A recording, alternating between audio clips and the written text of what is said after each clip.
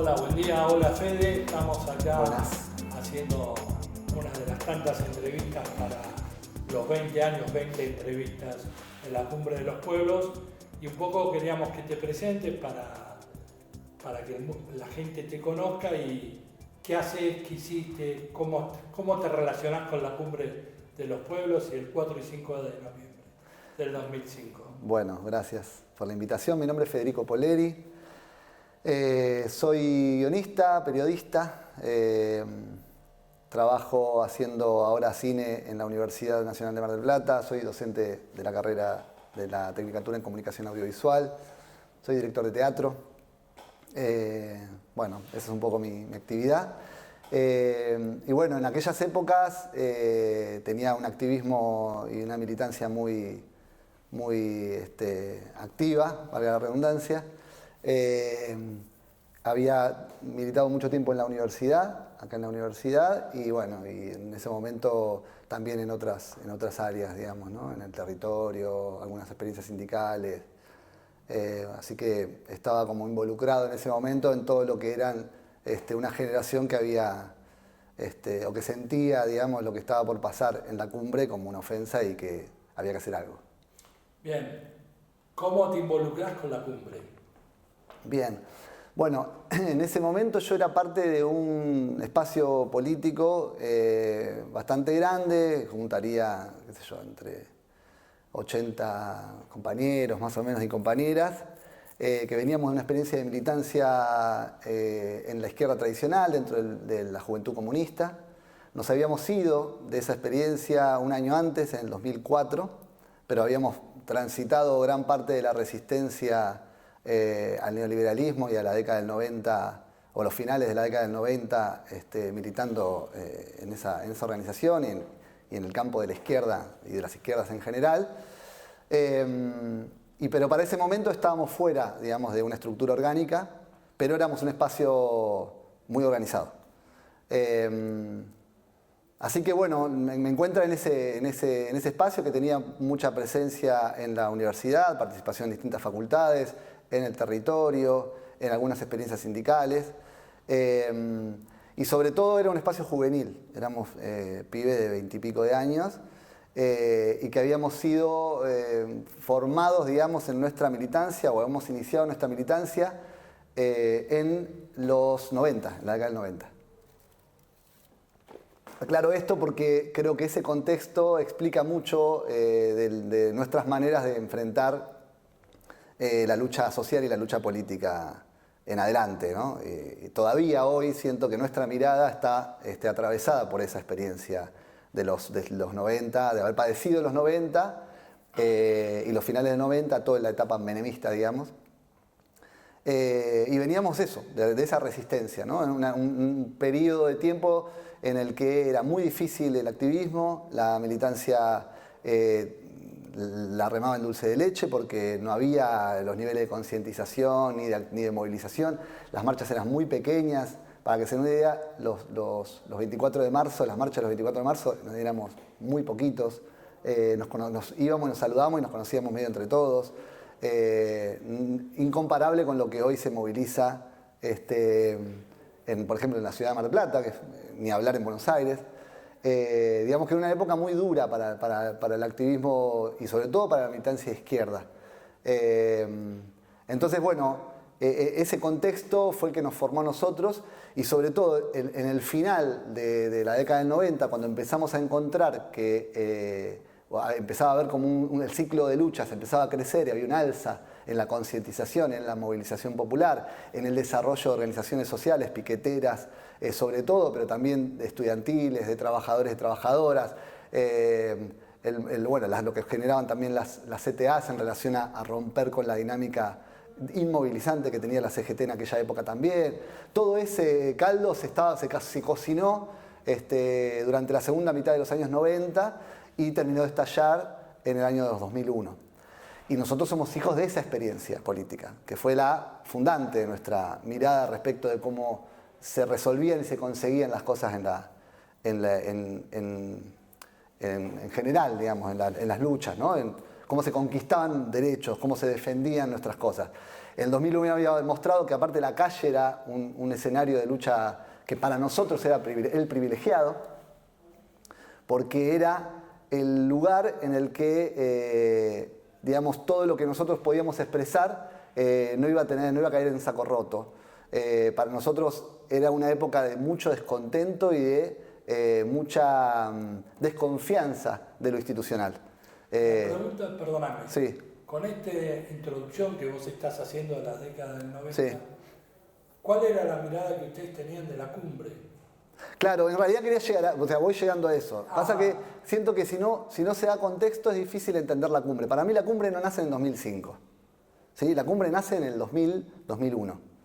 Además porque formalmente nace en el 2000-2001. Es una reunión de presidentes en donde Bush lleva la propuesta de formar un área de libre comercio de las Américas y que se iba a terminar de formalizar en el año 2005. De la Rúa en ese encuentro de presidentes ofrece a la Argentina como sede y queda como sellado y pactado la idea de que eso iba a ocurrir. A partir de eso empieza la resistencia al ALCA. O sea, el ALCA no empieza a resistirse acá. De hecho, en el 2001 se hace una movilización muy grande de la que nosotros participamos y viajamos a Buenos Aires. Salieron micros de acá de Mar del Plata. Yo me acuerdo mucho porque nos reprimieron durísimamente en el Sheraton, donde había una reunión. Yo no me acuerdo ahora exacto, pero creo que era de ministros de Economías. Eran parte de las reuniones como preparatorias de las condiciones para poder firmar el ALCA en el 2005. Y nosotros ya estábamos ahí como planteando que no lo queríamos, que íbamos a resistirlo y que eso no tenía que pasar. Fue una movilización muy grande, de las más grandes en las que yo participé en Buenos Aires, para esos años, año 2001. Sí, perdóname, Víctor Sí. Genaro la menciona que parte de la CTA antes que se rompa está en esa. Sí, la CTA tuvo un rol muy importante también en esa movida. Y después participaron todas las organizaciones de izquierda y sobre todo el arco, digamos, del espectro político, si se quiere, progresista de izquierda y antiimperialista. El sello del antiimperialismo me parece que marcaba también a nuestra generación. Una generación muy marcada por una mirada antiimperialista. Así que bueno, digo, en esos años se fue gestando como un caldo que iba como también alimentando no solamente las luchas que teníamos acá, porque el 2001, fíjense que era la marcha esta se hizo allá contra el ALCA y después en diciembre tenemos nuestro 2001, en el que logramos voltear a De la Rúa y a Cavallo nada menos, o sea, voltear un gobierno antipopular con movilizaciones callejeras. Ese es el contexto que para mí explica también lo que por lo menos nosotros leíamos que iba a pasar en el 2005 en el ALCA, con nuestros aciertos y con nuestras limitaciones en esa lectura. Yendo concretamente a lo que pasó en la cumbre, bueno, nosotros lo que veíamos era que acá se iba a desarrollar ese encuentro y la verdad es que pensábamos que iba a salir, que el ALCA se iba a firmar acá. O sea, ni remotamente creíamos que podía haber una estrategia diplomática llevada a cabo por un grupo de presidentes latinoamericanos que fuera capaz de frenar este intento de anexión y de construir este área de libre comercio propuesto por Estados Unidos. No lo creíamos posible. En ese escenario, porque, digamos, y lo que lo explica, por eso traía lo anterior, lo que lo explica es que nosotros veníamos con una desconfianza muy grande, nada venía bueno para nosotros, para los pueblos y para el pueblo argentino desde el Estado. Ni desde el Poder Judicial, ni desde el Poder Ejecutivo, ni del Poder Legislativo. Nada. Por eso la consigna del que se vayan todos tuvo tanto pregnancia en el 2001. Entonces, en ese escenario todavía seguíamos con desconfianza, todavía no habíamos podido leer lo que significaba y representaba Néstor Kirchner y su presidencia y lo que iba a generar. Hacía 1 año y medio que él había asumido. Todavía, de hecho, ese para mí es como uno de los primeros gestos que empiezan a ser como, por lo menos, poder ser leídos por un arco un poco más amplio que el que tenía que el que empezaba como a arrimarse. Y que podíamos leerlo. Pero para nosotros al principio, quienes se acercaban, que fueron los primeros en hacerlo, como Delía, como Eve, para nosotros era como, están cooptando a los movimientos sociales. Esa era la lectura que hacíamos en ese momento.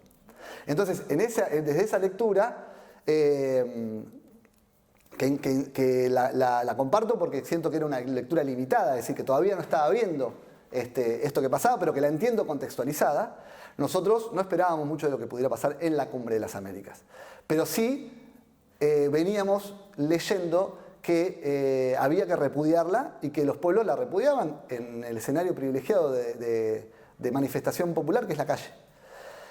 Y no era solo un invento nuestro, no era solo porque veníamos del 2001 y porque nos había dado resultado el 2001 a nosotros, sino además porque en toda el campo del antiimperialismo, los espacios en donde se convocaban a cumbres de presidentes, como fue la cumbre de la OMC en Seattle, por ejemplo, que fue muy significativa en el 99, y después las que va a haber después en Washington, en Davos, en otros lugares del mundo, siempre hubo una respuesta de movilización popular tremenda, digamos, de mucha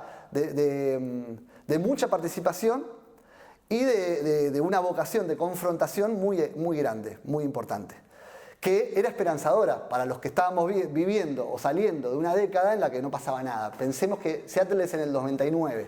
Seattle es muy significativa porque es la primera la que dicen como que inaugura el movimiento antiglobalización y porque fue una en la que ellos no se esperaban el nivel de movilización. De hecho, se le llamó la batalla de Seattle.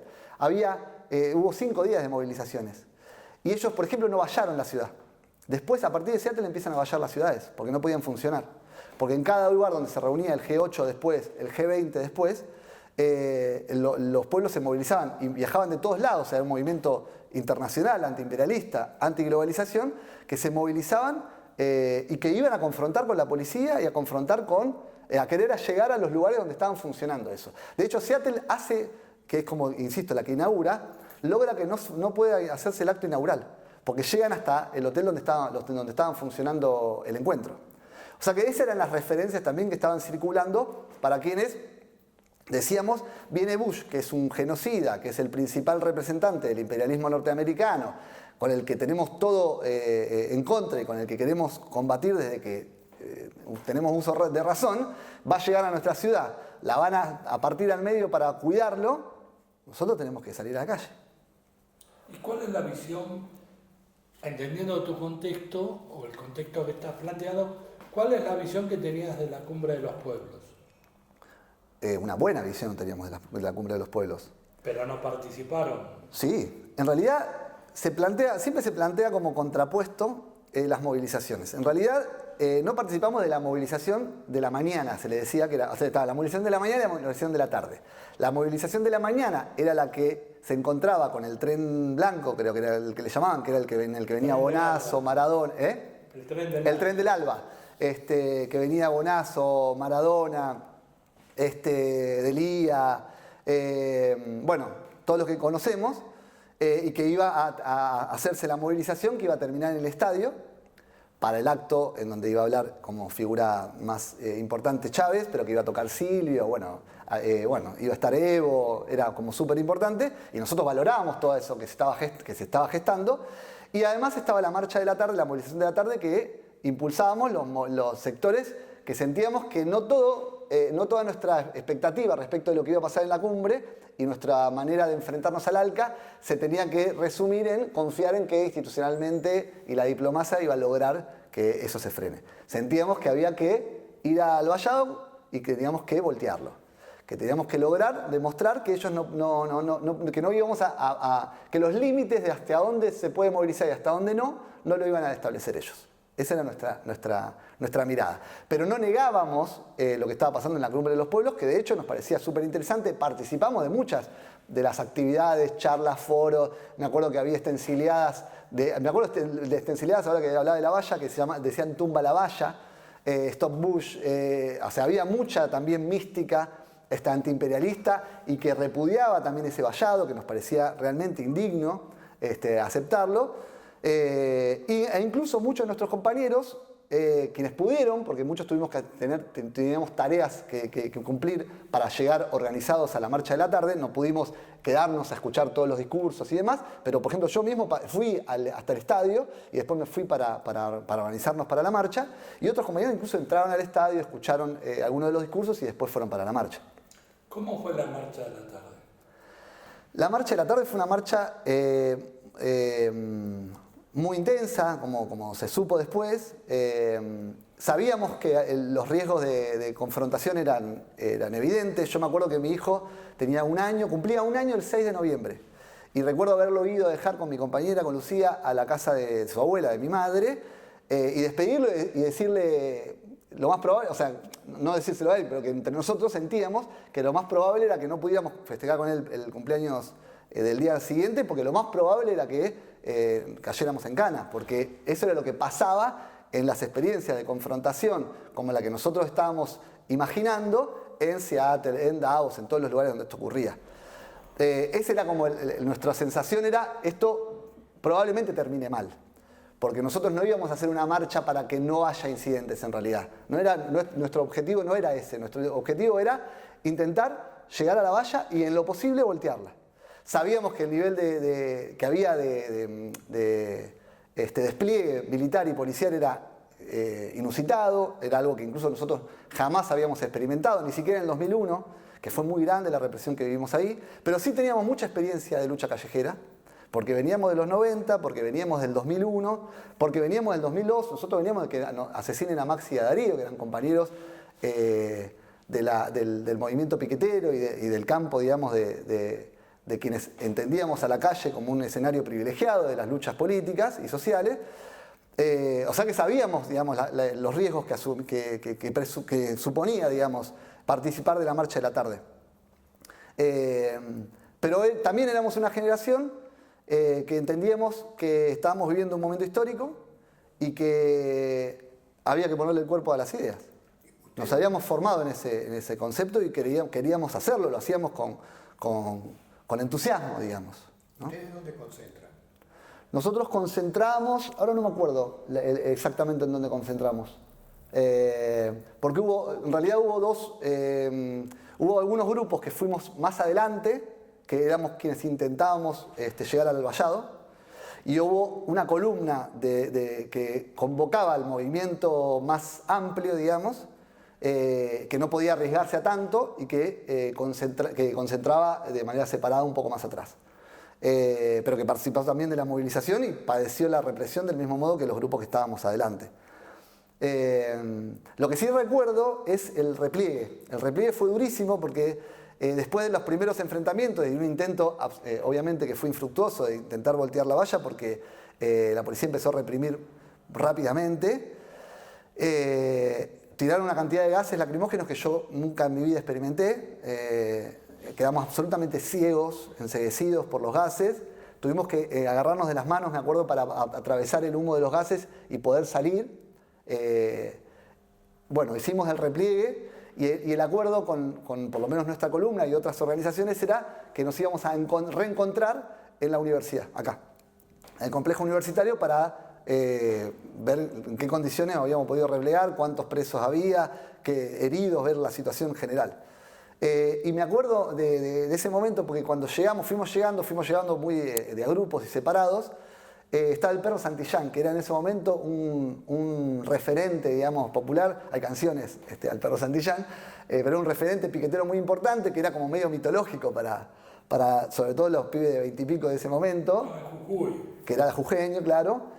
Y que cuando llegamos, como que estaba como recibiendo a los grupos que llegábamos de esa marcha, saludando y felicitando la combatividad y el esfuerzo, digamos, que habíamos puesto en esa lucha. Para nosotros era una batalla y tenía como confrontación principal a la policía.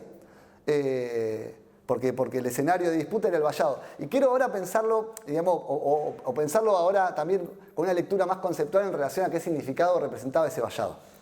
Porque el vallado muchas veces, para nosotros, y sigue siéndolo en los debates en relación a las luchas callejeras, es como es lo que delimita la caja. La caja de lo posible. Para nosotros, ese vallado simbólicamente era poder salir de la caja. El poder muchas veces, dice, tiene, digamos, o contiene sus formas de impugnación.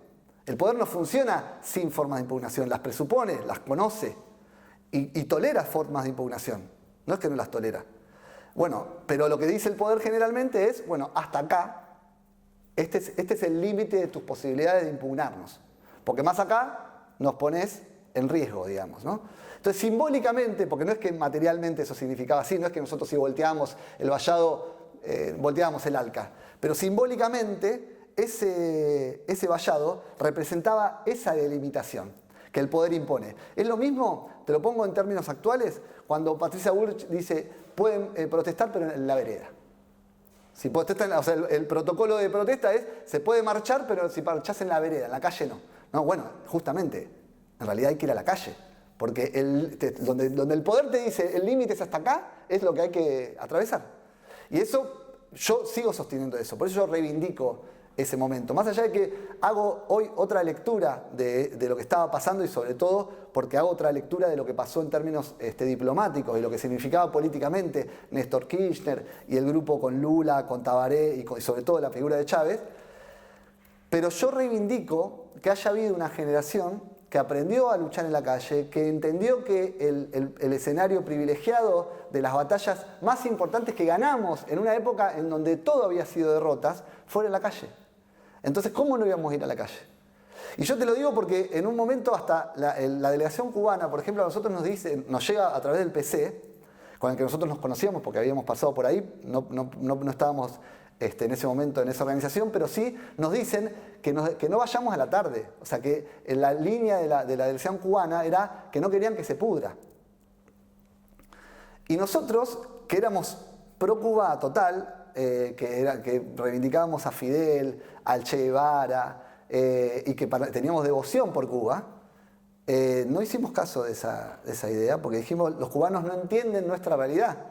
Porque ellos lo piensan desde una política de Estado, y está bien, pero nosotros lo pensamos desde el lugar de un pueblo que siempre resistió en ese lugar, y las únicas pocas conquistas que tuvimos en los últimos años fueron ahí. Perdona, vos planteás una cuestión local. ¿Tenía referencia en otros lugares de la Argentina? Ahí lo nombraste a Santillán y eso, pero o sea, el movimiento o la organización se extendió a otros lugares de la Argentina o era eminentemente... ¿La nuestra? Sí. No, la nuestra era local. Local. Sí, era local, pero lo que pasa es que nosotros teníamos articulaciones con un montón de sectores que conocíamos por nuestra experiencia de militancia anterior y porque habíamos sido parte también de una experiencia de militancia, por ejemplo, universitaria, que estaba articulada nacionalmente, o sea, conocíamos gente de todos lados. Sí. ¿Y hubo detenidos? No, nuestros no hubo detenidos. Pudimos hacer un buen repliegue y logramos evitarlo. Pero sí hubo muchos detenidos. Lo que pasa es que la policía muchas veces hace eso. Digamos, la represión más intensa generalmente la hace a distancia. Por eso generalmente la policía tarda en salir a buscar detenidos. O sea, ellos quieren detenidos porque lo tienen que mostrar. Al otro día tienen que decir hubo detenidos por los incidentes. Pero fíjense que la mayoría de las movilizaciones, incluyendo las actuales, los detenidos nunca tienen relación con los incidentes porque en realidad reprimen a distancia a los que están generando los incidentes con gases lacrimógenos sobre todo. Cuando ellos replearon, salen a buscar. Y en general lo que terminan agarrando es al voleo los rezagados de una dispersión que fue rápida igual. Hubo gente que ni pudo llegar hacia adelante, gente que no llegó a la movilización porque fue bastante rápido. Pero ellos, querían evitar que llegáramos al vallado. Y lo evitaron, de hecho. Fede, te hago una consulta. Uno de los grandes ausentes en términos formales es Cuba. Sí. Pero todos los entrevistados remiten a Cuba. ¿Cuál es tu impresión sobre, y de hecho vos haces referencia que la propia delegación cubana, que oficialmente no tuvo actividad, pero la Cumbre de los Pueblos es neurálgica para entenderla, ¿qué importancia le das a la delegación cubana en los sucesos, tanto la cumbre oficial como en la Cumbre de los Pueblos? Total. Yo creo que no hubiese existido una Cumbre de los Pueblos como la que se dio sin la participación de Cuba y sin el protagonismo de Fidel Castro. O sea, Maradona no hubiese participado de la Cumbre de los Pueblos si Fidel Castro no se lo pedía. El acercamiento de Chávez con Maradona es a través de Fidel. Yo creo que la logística general, la organización general, más allá que los recursos, yo creo que venían más de Venezuela, pero la logística, la inteligencia política detrás de la Cumbre de los Pueblos era la inteligencia cubana. Y era la cabeza de un líder como Fidel Castro. De hecho, Fidel reconoce que después de la revolución la lucha antiimperialista mayor fue la Cumbre de los Pueblos. Y yo creo que sí, que fue uno de los hitos, digamos, en la lucha antiimperialista, y además porque fue de las pocas en donde se logra una articulación en donde todas las formas de luchas que suelen ocurrir cuando se reúnen estos grupos como te decía, como estas cumbres de presidentes, G20, G8 y demás, una de las pocas en las que hay un triunfo popular.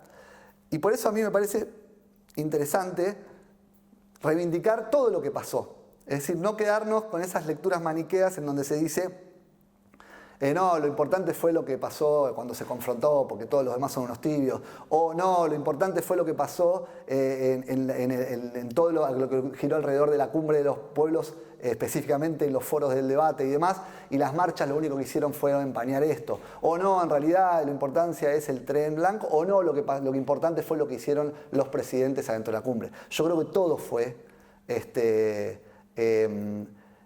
importante, y además creo que fue una articulación que no fue premeditada, digamos, pero que estuvo en articulación. O sea, todo eso para mí estuvo jugando a favor de que se muestre claramente que los pueblos del mundo y los pueblos de Latinoamérica particularmente íbamos a resistir al ALCA y no queríamos al imperialismo en nuestros territorios. Te hago una consulta. Muchos de los que hemos entrevistado marcan este camino ascendente de la movilización popular que tiene para algunos su punto máximo en la Cumbre de los Pueblos. Y que después hay un declive. O sea, y ese declive algunos lo vinculan a la cuestión de la burocratización o de la captación de alguna de esas cuestiones, y otro a que la lógica va haciendo que se plantee esta decadencia. ¿Vos cómo lo ves ese punto? De decir, esto fue el momento máximo de esta situación y después la cosa se complica.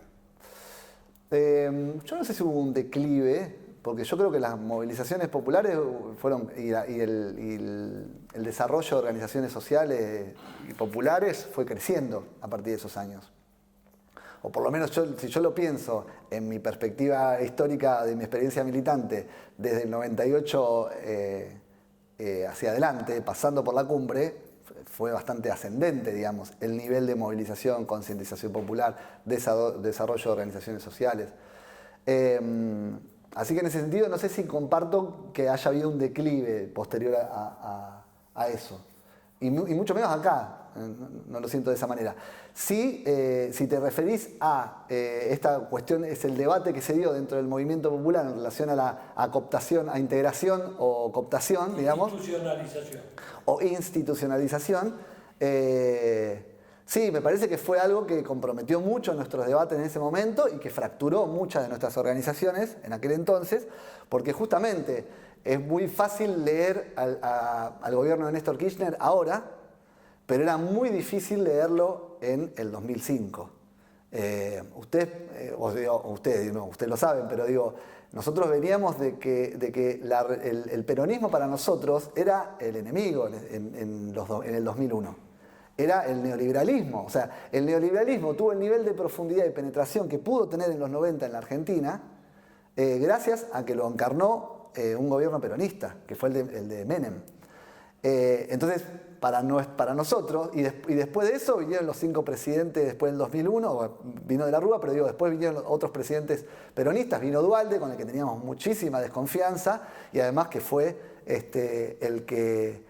uno de los responsables políticos del asesinato de Darío y Maxi. O sea que para nosotros ese era nuestro vínculo con el Estado y con el Partido Justicialista, si quieren. Un año y medio después, asume Néstor en el 2003, un año y medio después es la cumbre. O sea, todavía nosotros no habíamos reconciliado, no habíamos podido hacer una lectura que cambie o que borre toda esa década y media de traiciones por parte de la dirigencia peronista de aquel entonces, digamos. Entonces, yo lo que siento es que hubo unos sectores que confiaron inmediatamente en que Néstor representaba otra cosa y decidieron integrarse. Pero en las lecturas que hacíamos, los que no nos integrábamos inmediatamente, era que eso era una cooptación.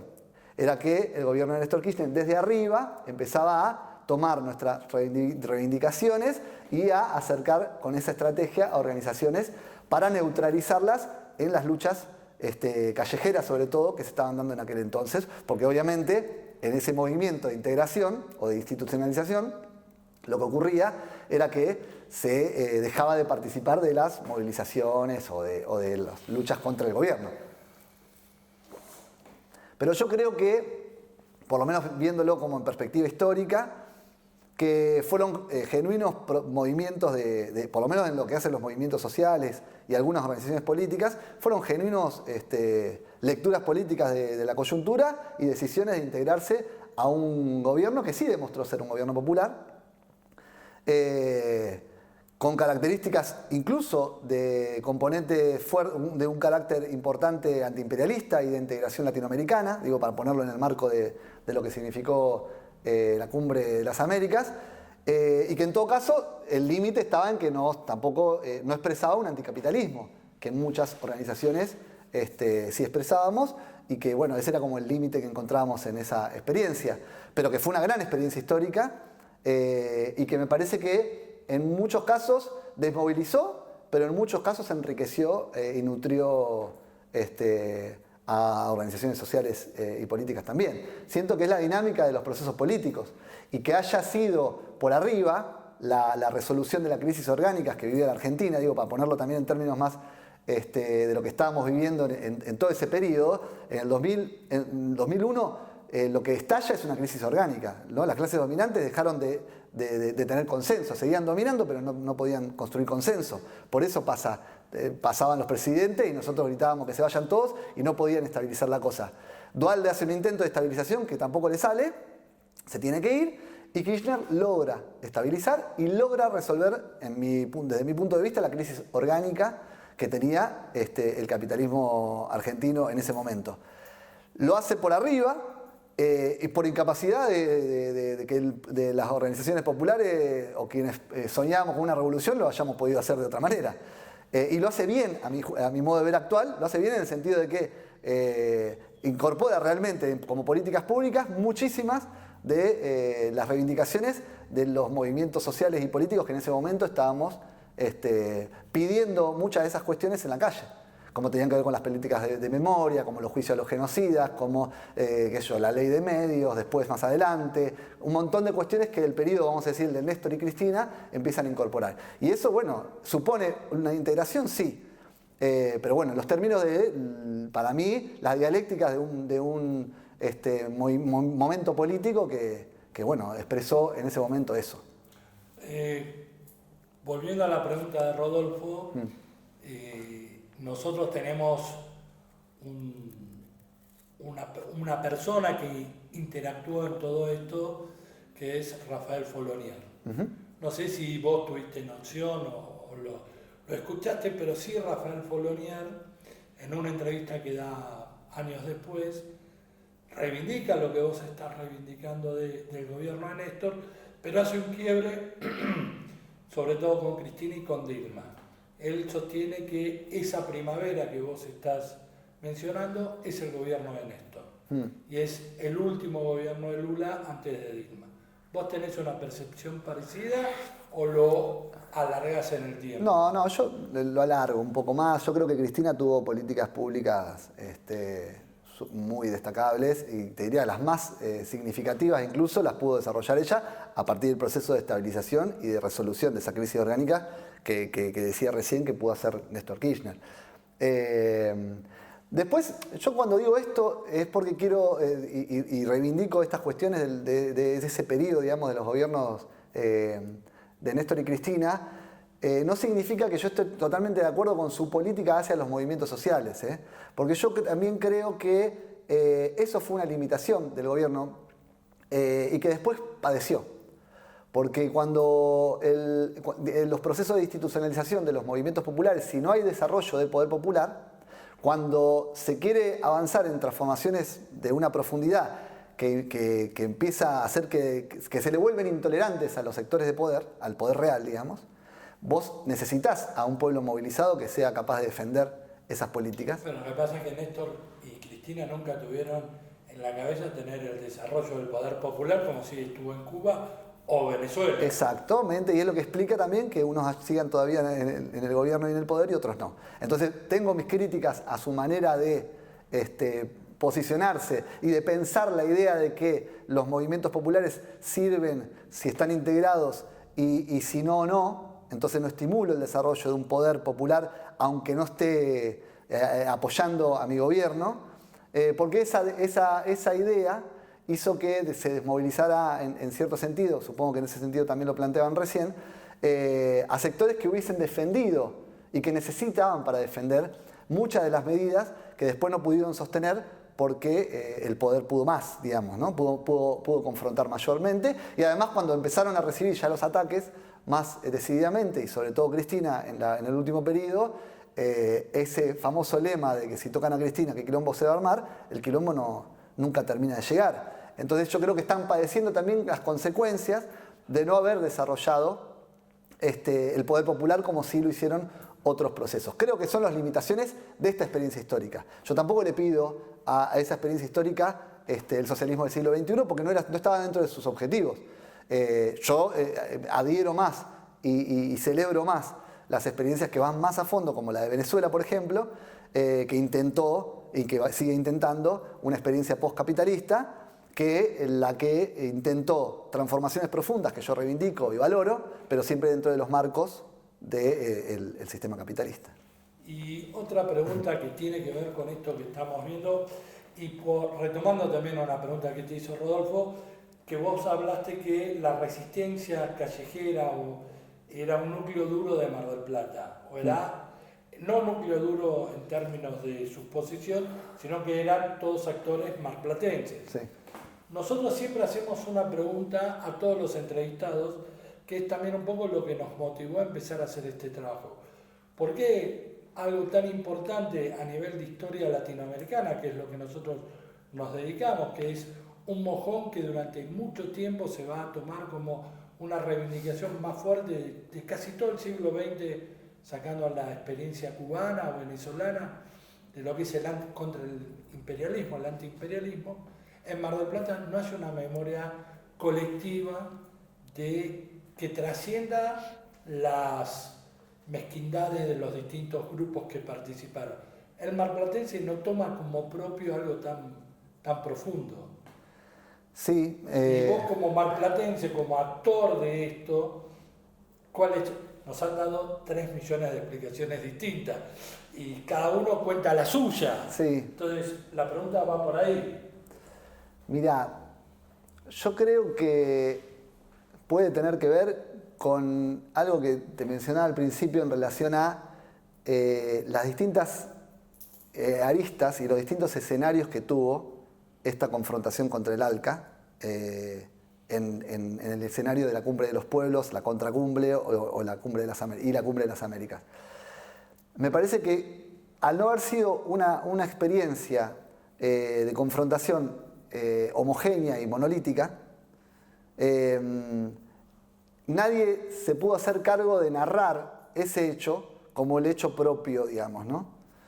Y eso creo que esa dificultad para construir una narrativa que pueda contar el acontecimiento de manera total, creo que hace que muchos se retiren del intento de narrarla porque no en todas, digamos, pueden ubicarse en el lugar de quienes fueron los que lograron ese hecho. Sin embargo, hay narrativas, digamos, ¿no? Eso digo en términos generales. Hay narrativas que sí lo ubican, la narrativa de lo que pasó adentro, incluso el relato de Chávez de los 3 mosqueteros.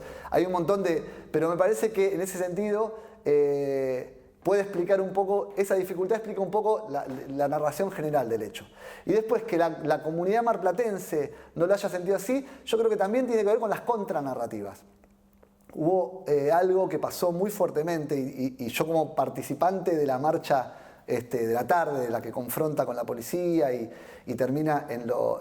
Generalmente se la conoce como la marcha o de los disturbios, se le dice, ¿no? o del vandalismo. Me acuerdo que las notas decían vandalismo, disturbios.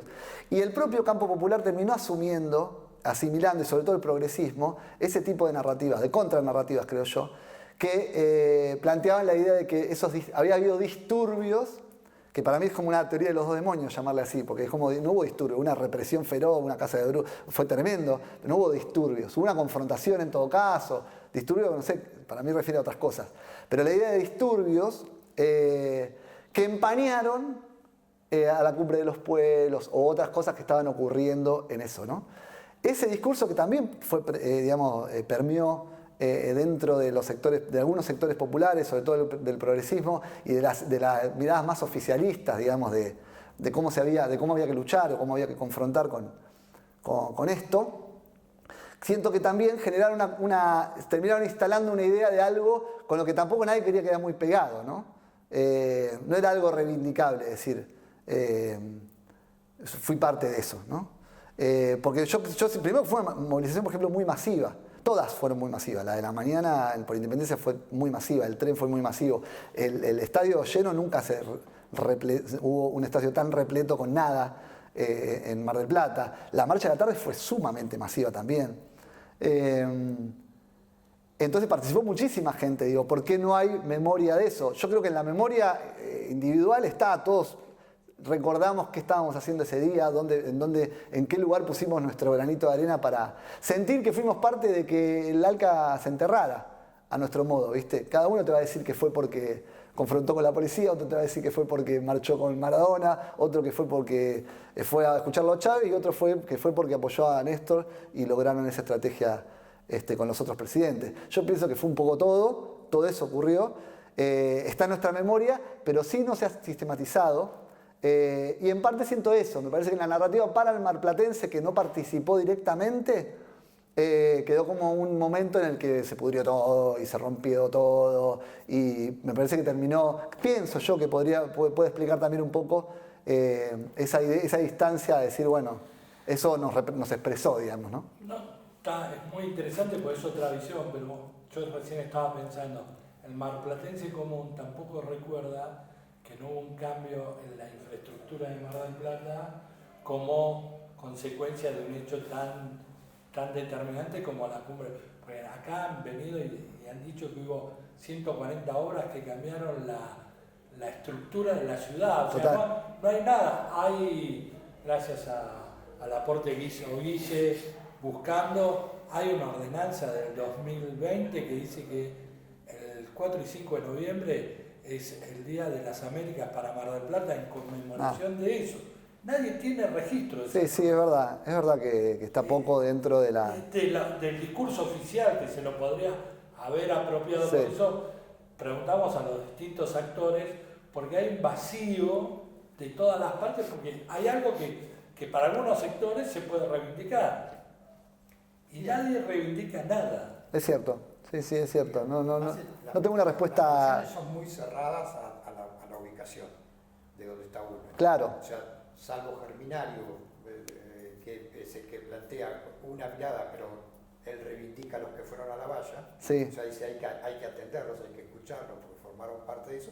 Los demás abonan la postura propia. Claro, sí. Yo no abono la postura. Yo reivindico todas las formas de manifestación que hubo ahí, porque me parece que todas fueron válidas y todas sirvieron un montón. Todas.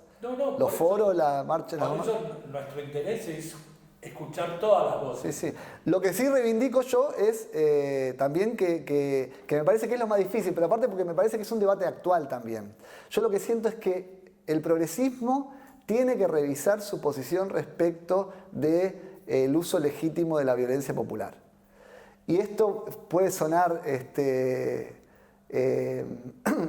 no sé, como de impacto, pero yo lo digo porque siento que estamos viviendo cambios a nivel histórico y en nuestro país, con niveles incluso de represión que van a seguir creciendo y que vienen manifestándose de manera muy dura, y que cuando querramos defendernos de eso, no vamos a tener herramientas para hacerlo, porque vamos a haber construido un marco conceptual que nos termina autolesionando, que nos termina autolimitando, que nos dice, no, en realidad no, porque nos gusta más decir que hubo disturbios cuando hay enfrentamientos con la policía en una marcha, o decir que son infiltrados, por ejemplo, o que estaba todo armado. Nos gusta más decir eso, nos sirve más, parece servirnos más, Que decir, hay un sector del pueblo que no tolera estas formas de opresión y que también decide por esos medios enfrentarlo. Y eso me parece que, como hubo un periodo de una generación que no vivió los niveles represivos que vivimos nosotros, ni los niveles de ataque antipopular que vivimos nosotros, y que vivió una primavera, digamos, afortunadamente, lo digo, una primavera en donde había un gobierno y desde arriba que decidía, tenía una decisión de no reprimir el movimiento popular, que tenía una decisión de hacer políticas que favorecieran a los sectores del campo nacional y popular. Bueno, esa generación que se formó en eso,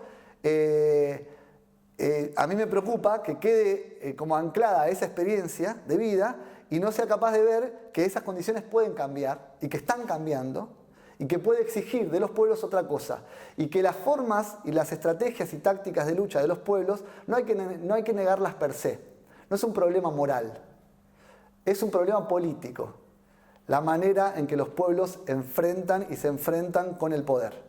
No es moral, es político. Entonces, si nosotros negamos por una posición moral determinadas formas de lucha, en realidad lo que estamos haciendo es desarmando al pueblo, dejándolo a merced de la represión y de formas de violencia que son las estatales, que son mucho más fuertes que las que puede hacer alguien que tira una piedra, tira una molotov o decide enfrentarse a la policía o quiere ir hasta un vallado para poder decir yo no voy a protestar hasta donde ustedes me permiten.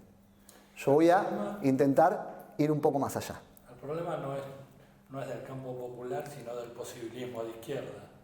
También. Que niega el conflicto social y que todo se puede humanizar lo que no tiene alma. Entonces, el posibilismo de izquierda está en crisis. Sí, yo lo que creo también es que en parte las experiencias, así como yo digo, a mí por lo menos cuando yo quiero explicar por qué hice lo que hice o por qué tomé la decisión de ubicarme en ese lugar en ese momento, podría haber estado en otro, por qué tomé la decisión de estar en ese lugar o tomamos la decisión con un conjunto de compañeros, compañeras y distintas organizaciones, a mí me explica mi contexto, el contexto histórico de lo que yo viví.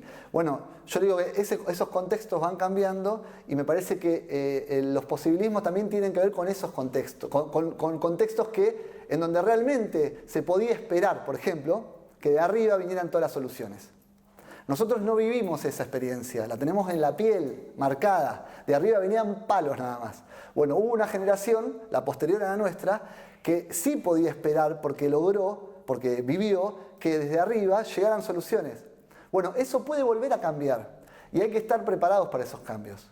Entonces hay que estar preparados para dar los debates que nos permitan discutir las cuestiones de la lucha callejera como tácticas y estrategias de acción social y política para los cambios y las transformaciones, y no desde posiciones morales o desde posiciones que intentan deslegitimar diciendo disturbios, infiltrados, empañan el acto oficial y ese tipo de narrativas que para mí no nos hacen bien y en este periodo histórico creo que necesitamos revisar.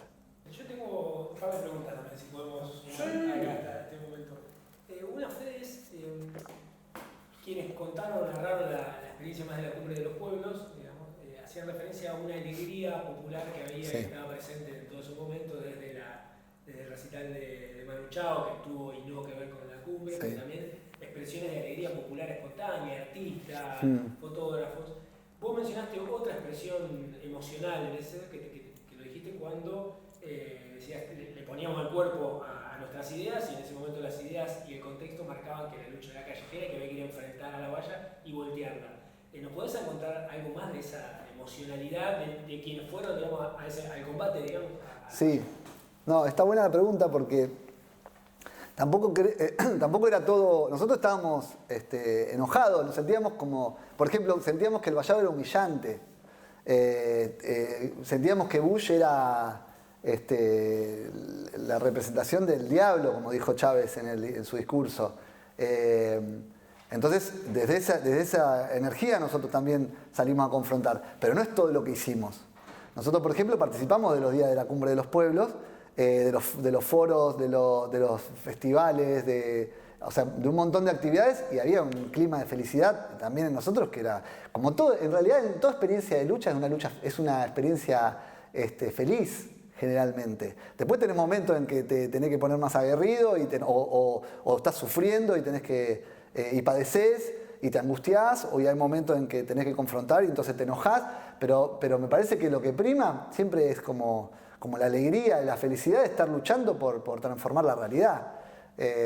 Yo siento y más en ese momento, nosotros teníamos 20 y pico de años, por ejemplo, y veníamos de experiencias también en donde distintas experiencias de encuentros se estaban dando en todo el mundo incluso. Yo en el 2000, cuando tenía 20 años, fui a Cuba a un congreso de la Organización Continental Latinoamericana y Caribeña de Estudiantes, como parte de la delegación de la FUA de acá de Argentina, y era una fiesta encontrarnos ahí. Y todo lo que trabajamos, el contenido de esos encuentros, como lo fueron los otros que hubo, que por ejemplo, el que mencionaban recién de ¿cómo es? El Festival de las Juventudes, las organizaciones en Venezuela, hubo otros encuentros sindicales, en donde nos encontramos desde la alegría con otros sectores del antiimperialismo latinoamericano, y nos organizábamos para enfrentar al imperio, pero a la noche guitarreábamos y bailábamos y compartíamos y nos tomábamos un ron o una cerveza o lo que fuere para celebrar que estábamos en la lucha y que éramos parte de una tradición que venía todavía de mucho más atrás. Y eso pasó también acá en el 2001, que fue durísima la lucha del 2001, pero nosotros estábamos felices de estar en la calle. Y me parece que en la cumbre pasó algo parecido. Nosotros sentíamos mucha felicidad y alegría también de poder estar donde estábamos. También es un privilegio poder ponerle el cuerpo a las ideas. Hay veces que uno piensa cosas, a mí me pasa actualmente, pienso cosas y después siento que mi accionar no está a la altura de esas convicciones quizás. Y cuando lo podés hacer, me parece que es alucinante y es transformador y propone... y aparte una sensación de vamos por todo. Nosotros teníamos la sensación de que acá queríamos voltear al ALCA y después queríamos cambiar la realidad, hacer el socialismo al siglo XXI, qué sé yo. Como sentíamos ese poder y eso es de mucha alegría. Después, en lo específico, sí, yo encontraba que en los foros, en las actividades que sucedían en la cumbre, había eso. En el momento de la marcha, no. En el momento de la marcha había tensión, bronca y después, bueno, aguantar hasta donde se pudo la represión. Después repliegue, pero por ejemplo yo les contaba el momento en que volví, que nos encontramos acá en la universidad, que fue el punto de encuentro de todas las columnas que replegamos, los encuentros eran abrazos y alegría, no era, incluso habiendo tenido heridos y presos que después tuvimos que ir a buscar y todo eso, la sensación era de alegría, de orgullo de haber estado donde había que estar, o por lo menos nosotros en ese momento lo sentíamos así. Otro gran ausente que lamentablemente no lo podemos entrevistar es la figura de Chacho Berrospe. ¿Cómo fue la relación entre Chacho, el movimiento piquetero, ustedes? También se ha construido una leyenda negra sobre Chacho, claro, y lo que implicó eso. Como primera persona y actor de esto, ¿vos cómo sentiste esa relación? Bueno, yo tuve mucha relación con Chacho, militábamos en organizaciones diferentes, pero para mí siempre fue una referencia importante. De hecho, mis comienzos en la militancia, de las primeras participaciones que tuve, incluso antes de militar orgánicamente, fue ir a acompañarme. O sea, me enteré que había un grupo de piqueteros que habían tomado la Catedral de Mar del Plata y me fui con un amigo, nos fuimos a pasar una noche con ellos y nos quedamos a dormir ahí y ahí charlamos con ellos y yo ahí lo conocí a Chacho, que era el líder del movimiento Teresa Rodríguez, que era quien había hecho esa acción. Y después tuvimos 100, no sé cuántos, decenas de cortes de ruta en donde hemos compartido, desde cada uno en su organización, acciones. Para mí es una figura que fue demonizada, y que él estaría orgulloso de esa demonización, porque bueno, era una figura que incomodaba al poder, que él hacía, que confrontaba. Yo lo reivindico. Me peleé muchas veces, tuve muchas diferencias, sobre todo con su sectarismo, porque era un tipo así como tenía mucha claridad para mí en muchas cosas. Yo creo que a veces tenía niveles de sectarismo muy grandes y dificultaba las posibilidades de articulaciones y de alianzas más amplias que nosotros planteábamos, y que ellos estaban muy cerrados a eso. Pero yo tuve muchas reuniones con él, y de hecho ese día estuvimos juntos en los grupos que estábamos en la línea, digamos, más cercana a ese intento de confrontación y de intentar voltear el vallado. Estuvimos incluso en reuniones previas de preparación de cómo iba a organizarse esa movilización para evitar, digamos, ir desorganizados o improvisar y demás. E incluso después de que ocurre, después de la cumbre, que él quedó muy expuesto porque él estuvo incluso a cara destapada, y le dieron prisión domiciliaria. Ya en ese momento nosotros teníamos bastantes diferencias políticas y habíamos discutido en muchas reuniones multisectoriales, me acuerdo de cansarnos de discutir y pelear, pero nosotros, por ejemplo, lo primero que hicimos fue ir a visitarlo y estuvimos acompañándolo en su prisión domiciliaria y lo íbamos a visitar. Varias veces fuimos. Varios compañeros hemos estado allá y íbamos y conversábamos con él de cómo le estaba viendo. Así que, qué sé yo, para mí es una figura... Pero además, para mí se lo debíamos también porque eso, el tipo puso el cuerpo en épocas en donde, estamos hablando de mediados de los 90, fue uno de los creadores de los movimientos piqueteros, en las épocas en donde no existía nada, donde era un páramo la Argentina, y los primeros desocupados dijeron vamos a organizarnos, a salir a cortar rutas, y él traía su experiencia de militancia en los 70, creó el movimiento Teresa Rodríguez, y le puso el cuerpo a todas las luchas. Entonces, para mí, el estigma que hay sobre él o esa idea de demonizarlo es parte también de estas narrativas que yo creo que intentan como plantear que lo mejor que le puede pasar al movimiento popular es tener formas suaves de lucha. Y yo creo que hay contextos en que sí, y creo que hay contextos históricos en que no. Y que el movimiento popular tiene la sabiduría y ha tenido la sabiduría históricamente de entender cuándo es el momento para una cosa y cuándo es el momento para otra. Lo supo en los 70, lo supo en los 90, lo supo en la década del 2000, en la década ganada del 2000, y también lo sabrá en las décadas que siguen. Bueno, yo creo que Chacho lo supo en un momento, después quizás quedó desfasado en un momento en relación a su, por lo menos desde mi punto de vista, a la estrategia y las tácticas de lucha que planteaba su organización, sobre todo Fogoneros, después de los 2000, pero esas diferencias que yo puedo tener con él en términos políticos no invalidan que yo crea que él se merece un lugar en las páginas de la historia de las luchas de Mar del Plata, sin duda, sin duda. Y un lugar destacado, porque como digo, fue alguien que le puso el cuerpo a sus ideas y que en un punto también fue, para muchos de los que en los 90 empezábamos a militar, fue como una referencia de, bueno, se puede que meterle y hay que ir a fondo con las convicciones porque, bueno, tenemos cuero como para resistir y aguantar. Fede, y dos últimas preguntas que se me ocurren ahora y las hago juntas para ver qué te parece a vos. Una es, si te nombraste un poco esa extensibilidad en su momento del stop push, sí. Voltear la valla. Sí, yo tumba la no valla. me acuerdo de ese momento, pertenecemos a la misma generación. Claro. Si te acordás de qué consignas o qué canciones o qué símbolos se pusieron en juego en esa protesta, esa sería la primera. Y la segunda, que tenía que ver con esto que vos decís de las narrativas, que nadie se pudo apropiar completamente del hecho. Otra de las cosas que venimos charlando a lo largo de las entrevistas es que no han quedado, o han quedado muy pocos registros audiovisuales. Hay algunas fotos en algún lado, pero digamos, la Cumbre de los Pueblos no tiene una resolución final, o sí, pero no aparece.